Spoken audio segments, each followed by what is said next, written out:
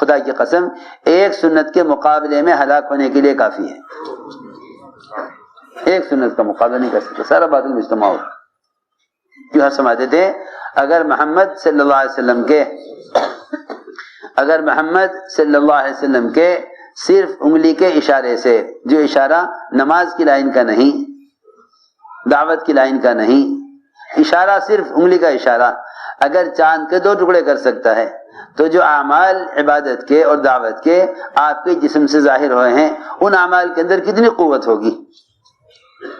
اگر ایک عالم, چاند ایک عالم ہے نا, چاند ایک, سوچو غور کرو, چاند ایک عالم ہے, اس ایک عالم کے ٹکڑے کس سے ہوئے؟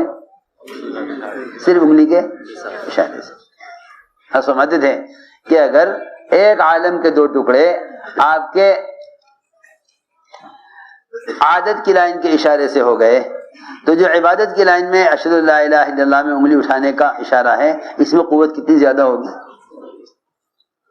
سوچنے کی بات ہے. تو جو عبادت کا عمل آپ کے بدن سے ظاہر ہو رہا ہے اس میں کتنی قوت ہوگی جب آپ کے ایک انگلی کے اشارے سے ایک عالم کے 2 ٹکڑے ہو سکتے ہیں. جیسا چاند ایک عالم ہے, زمین ایک عالم ہے. جی ہاں, یہاں مسلمانوں کے ٹکڑے ہو رہے, یہاں مسلمانوں کے ٹکڑے ہو رہے, کہتے جی ہم کچھ نہیں کر سکتے. کیوں؟ اگر محمد صلی اللہ علیہ وسلم کے بدن سے نکلنے والا ایک انگلی کے اشارے, ایک انگلی کا اشارہ چاند کے عالم کے 2 ٹکڑے کر سکتا ہے, تو مسلمان اگر اتباع سنت پر آ جاوے تو ان کے اشاروں سے کیا ہونا چاہیے؟ تو صاف فرماتے تھے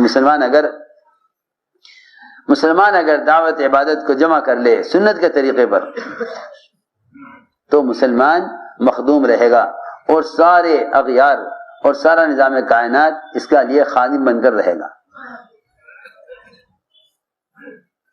میں نے اس کو میں عرض کرنا چاہتا تھا کہ اس زمانے میں تم جہاں بھی جاؤ گے وہاں ہر جگہ کے مسلمانوں کو, چاہے وہ پڑھے لکھے ہوں یا علم رکھتے ہوں, میں صاف تو عرض کرتا ہوں, یہ تو نہیں کہ جو آدمی عالم ہو وہ متبع سنت بھی ہو, کوئی ضروری نہیں ہے. اس زمانے میں کیونکہ علم ایک نصاب کا نام رکھ دیا گیا, لوگ اسے پڑھ لیتے ہیں اور پڑھ کر سمجھ جاتے ہیں کہ ہم عالم ہو گئے ہیں.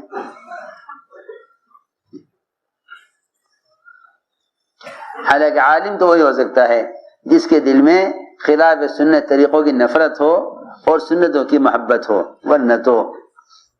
ورنہ صرف کتاب کے نقوش کو ذہن نشین کر لینا یہ کوئی عالم ہونے کی علامت نہیں ہے.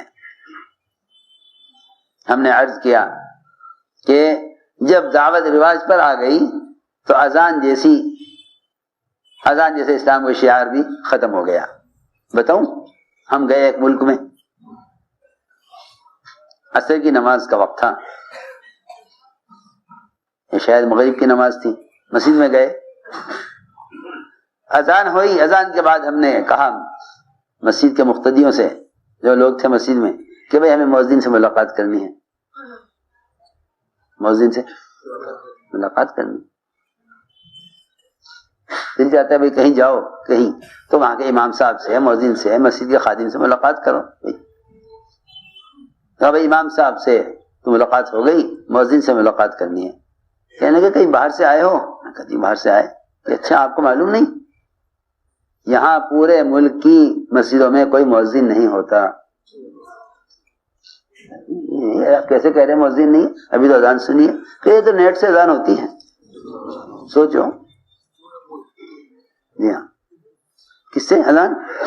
جی ہاں, نیٹ سے اذان. سوچو, جب امت اتنی غفلت میں ہے کہ آپ اگر ہاتھ پکڑ کر بھی اسے نماز کے لیے تیار کر کے لائیں تو شاید مشکل سے آئے, وہاں نیٹ کی اذان سے آدمی نماز کی طرف کیسے متوجہ ہو جائے گا؟ کیوں؟ اس لیے کہ شیطان نے دماغ میں یہ بٹھا دیا کہ آواز پہنچانا تبلیغ ہے. آواز پہنچانا تبلیغ نہیں ہے. مولانا کو ملفوظ ہے کہ کان میں آواز پہنچانا دعوت نہیں ہے، وہ تو دلوں میں بات کا اترنا دعوت ہے. تبلیغ دلوں میں اتارنے کو کہتے ہیں. میں اس لیے عرض کر رہا ہوں کہ یہ دعوت سنت سے اگر ہٹ گئی تو امت اذان سے بھی محروم ہو جائے گی، اور ہو گئی. کہ ہر مسجد میں آواز کس سے ہوتی ہے؟ نیٹ سے. جی ہاں، تاکہ پتہ چل جائے لوگوں کو کہ حالانکہ اذان نماز کے اعلان کے لیے نہیں ہے. اذان نماز کے اعلان کے لیے نہیں ہے، اور اذان نماز کا وقت بتلانے کے لیے نہیں ہے. یہ بات سمجھ میں آئے گی نہیں لوگوں کے، کیونکہ لوگ اذان کو مسجد میں آنے کے لیے دعوت نہیں سمجھتے. لوگ اذان کو مسجد میں آنے کے لیے دعوت نہیں سمجھتے. لوگ اذان کو نماز کا اعلان سمجھتے ہیں. حالانکہ اذان نماز کا وقت بتلانے کے لیے نہیں ہے.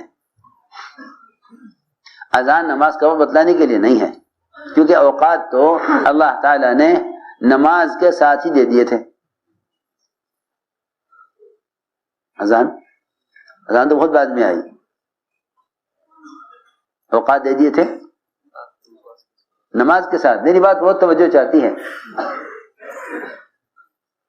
اوقات بتا دیے تھے نماز کے ساتھ. کون سی نماز کب پڑھنی ہے، کون سی نماز کب پڑھنی ہے، کون سی نماز کب پڑھنی ہے، اس کے سارے اوقات کی تفصیل بیان کر دی.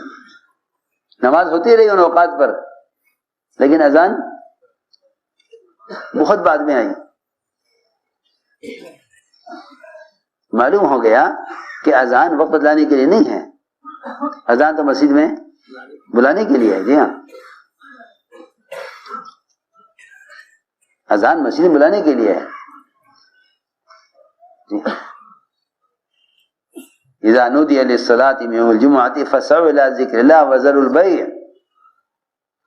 کہ اب اذان ہو چکی ہے، اب آپ تجارت چھوڑیے، مسجد میں آ جائیے.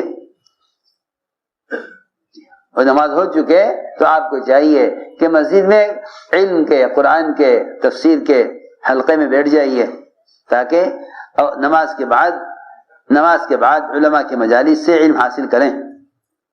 یہ تھا مطلب. فانتشروا فی الارض وابتغوا من فضل اللہ. پھیل جاؤ اللہ کی زمین میں، کہیں کے لیے؟ طلب علم کے لیے. ابن عباس یہ فرماتے ہیں کہ اسے طلب علم مراد ہے. میں نے عرض کیا کہ اس زمانے کے لوگ سمجھتے ہیں کہ اذان تو نماز کے ٹائم بتانے کے لیے ہے. نماز کے اوقات تو اذان کے شروع ہونے سے بہت پہلے بتا دیے گئے تھے. جی ہاں، سنو.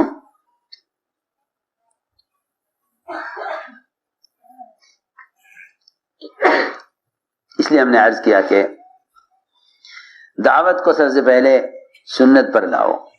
سنت یہ نہیں کہ آپ کسی بھی ذریعے سے آواز پہنچا دیں، بلکہ سنت یہ ہے کہ آپ خود جا کر دعوت دیں. اس پر اللہ تعالی کی طرف سے غیبی مددیں آئی ہیں.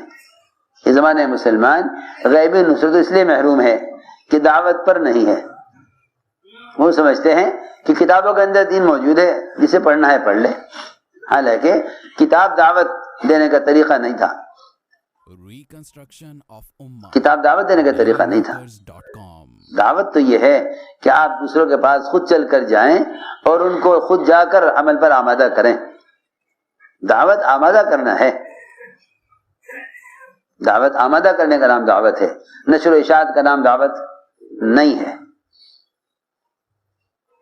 نشر و اشاعت کا نام دعوت نہیں ہے. دعوت تو امر معروف اور نہی منکر کی عملی محنت کا نام ہے. اسی لیے کئی علماء نے کہ دوسروں کو اعمال پر آمادہ کرنا اور دوسروں کو منکر کے ماحول سے نکال کر عمل کے ماحول میں لانا، یہی اپنے ایمان کی تکمیل کا سبب ہے. اسی لیے حضور اکرم صلی اللہ علیہ وسلم کے ساتھ غیبی مددیں، غیبی نصرتیں وہ انفرادی دعوت پر نازل ہوئی ہیں. کیونکہ دو موقع ہیں جس میں اللہ تعالی سب سے زیادہ متوجہ ہوتے ہیں آپ صلی اللہ علیہ وسلم کی طرف، سب سے زیادہ متوجہ ہوتے ہیں.